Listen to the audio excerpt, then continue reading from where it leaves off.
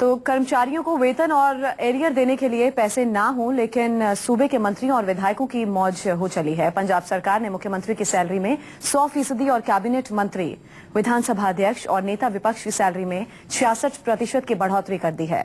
वेतन में इजाफे के बाद पंजाब सरकार के खजाने पर हर साल करीब 7 करोड़ का अतिरिक्त बोझ पड़ेगा।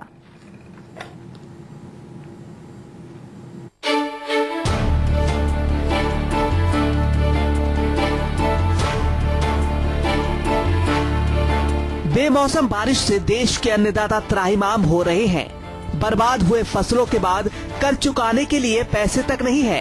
किसान जान दे रहे हैं, लेकिन पंजाब में सरकार अपने लिए ऐशो आराम के लिए पूरा इंतजाम कर रही है।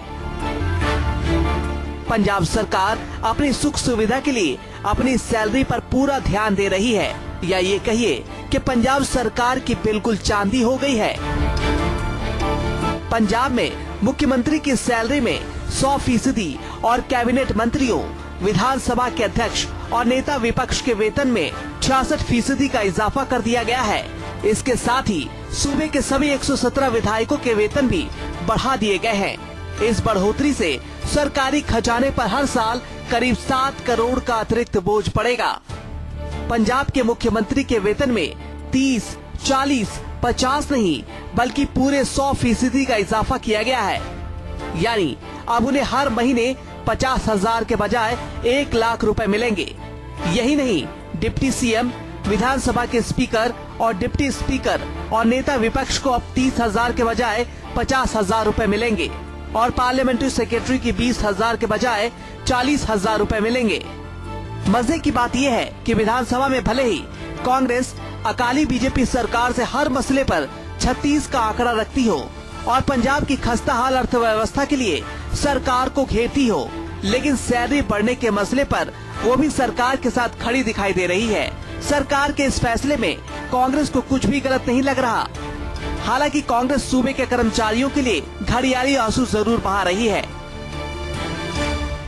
देखो, I think this is a decision which the cabinet should have taken looking into the financial condition of the state. Today, I think that there is a serious problem even to pay the salaries of employees. I think they deserve a better treatment than the legislator. First of all, legislator will be at the last end of any such pay hike. This is my personal view. Punjab के सरकारी खजाने पर सबसे ज्यादा बोझ 117 MLA के वेतन में 57% के इजाफे से पड़ेगा, जिससे सरकारी खजाने पर हर साल तकरीबन 7 करोड़ का बोझ बढ़ेगा। लेकिन सूबे के मुख्यमंत्री को इसमें कुछ भी गलत नहीं लगता है। मुख्यमंत्री प्रकाश सिंह बादल का कहना है कि सभी दलों की रजामंदी से ही फैसला लिया गया है। को सारी पार्टी कमेटी जी होंगी है उन्हें रिकमेंड किया और कई सालों तो चल रहा है, इस करके उसਨੂੰ देख के कैबिनेट ने जाखड़ साहब कह रहे हैं कि भाई पहला इंप्लॉइज की सैलरी बढ़नी चाहिए, तो इन्होंने अपने आप बढ़ाता है।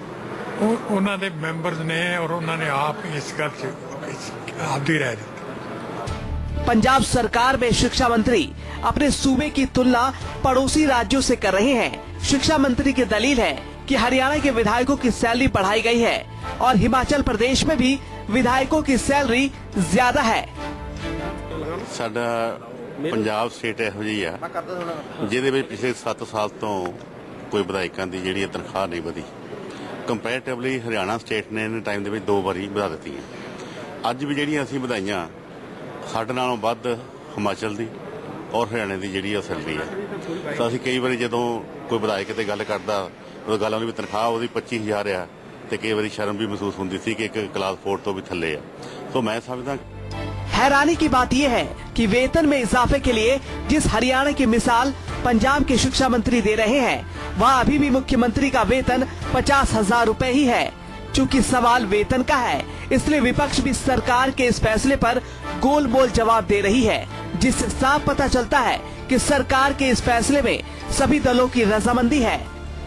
पंजाब सरकार के पास भले ही अपने कर्मचारियों को वक्त पर सैलरी और एरियर देने के लिए पैसे न हो और राज्य के मंत्री हर वक्त राज्य के कर्ज में डूबे होने और खस्ताहाल अर्थव्यवस्था की दुहाई देते हो, लेकिन जब बात अपनी हो तो सरकारी खजाने में पैसे की कोई कमी नहीं होती।